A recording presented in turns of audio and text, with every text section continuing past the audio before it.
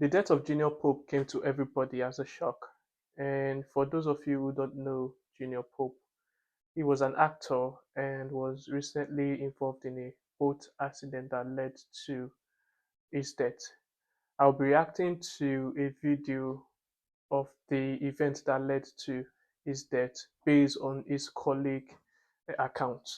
The purpose of this video is to try and draw out learning points, and then let's see how we can stay safe and be healthy when we encounter water incidents. My name is TC Okafo. I'm a Nollywood actor. First of all, I want to thank God for saving my life because it's not easy. The way I don't know how I came out from that boat, understand?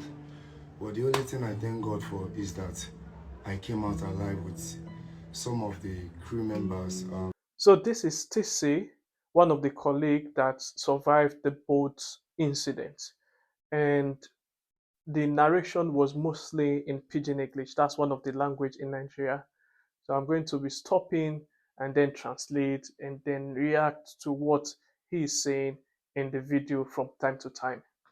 We can't they go down the river, more come out. In same person make a buy am drink.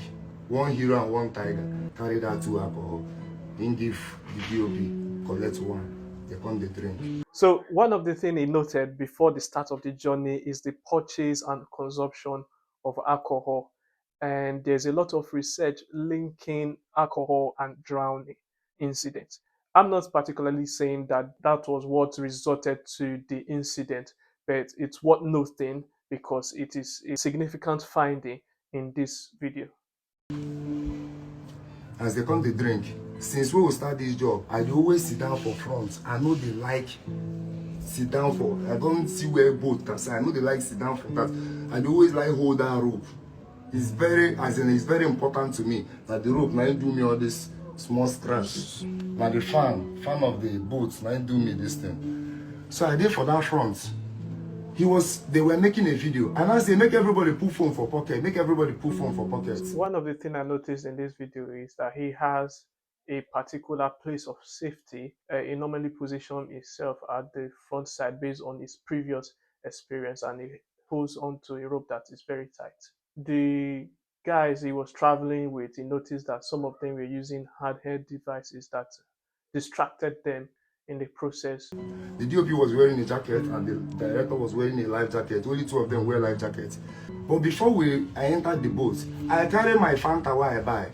Pour for the boat. First thing when Junior Pope asked me to, what do they do? At last I observe water people. I know they feel pass without sharing something. I don't give them Fanta bed. I don't want any bad thing to happen to me. I know like water. So he say not true, not true. So for those of you who don't understand, Nigeria is a place where you have a lot of persons with different belief, and some persons believe in the traditional way of doing things, and his belief is to pour soft drink or anything that he can find within himself and then pour it on the water and appease the gods for him to cross. That's one. I can classify that as a ritual or one of his safety precaution that he knows how to do when using water transportation. The first thing we in jam na the last point of the canoe, the boat somersaulted. But because I was holding that rope, where we say boat park for dry ground, where they use hold for ground, now that rope, now I hold, they save that girl, Scooby-Doo girl. Why they save, with me and Andrea, they push them off. See me when no they enter swimming pool, I know sabi swim. So according to him, the reason that he survived that boat incident was because he was holding on to that rope. And if you notice from what he said initially, he actually appeased the gods by pouring drink on the floor.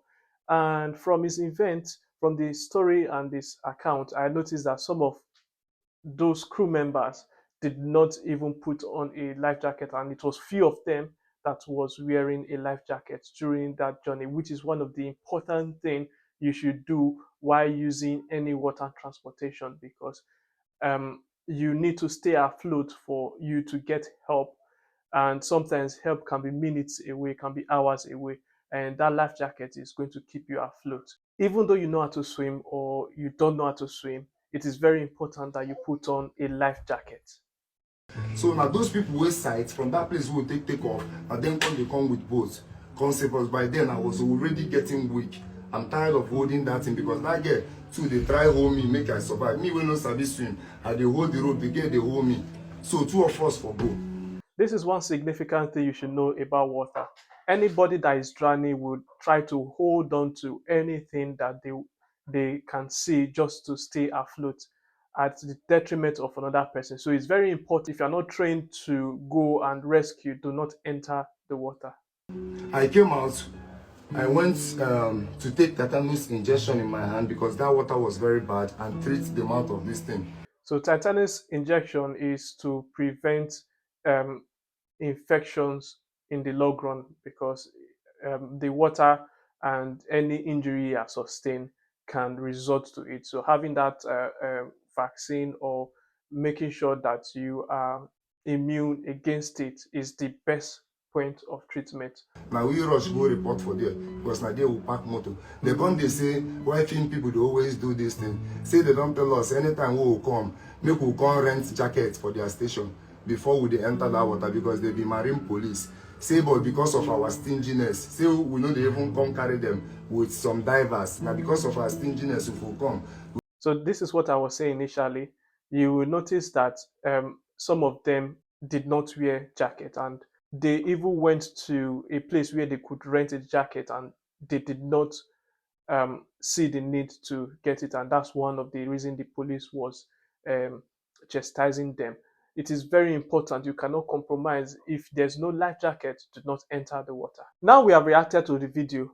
What is the practical step you can take when somebody is drowning? The steps that you can take include to reach, to throw, row, or go. The first two you can do even though you are not trained as a professional. So you just reach out to the person. Ways you can reach out to the person is using something that can get to that person, like stick or rods or anything that you can use as an extension to reach out to the person, and the person can grab onto it and you pull the person to safety. If you can't, the other option is to throw, where you find a floating device and throw it to that person to hold on to, and then if there's rope connected to it, you can pull the person to safety. Another thing you can do, this is when you are trained, is to look for a floating device and row towards that person in a bit to take them to safety, and then resuscitate them if there's any need for resuscitation. This is for those individuals that are trained to do that. If you don't have that knowledge, please do not enter the water, because it is better for you to have one person in the water drowning than two persons in the water drowning. The other option is to swim to the person. This again is for individuals that are trained in doing so, is to swim to the person and then get them to safety.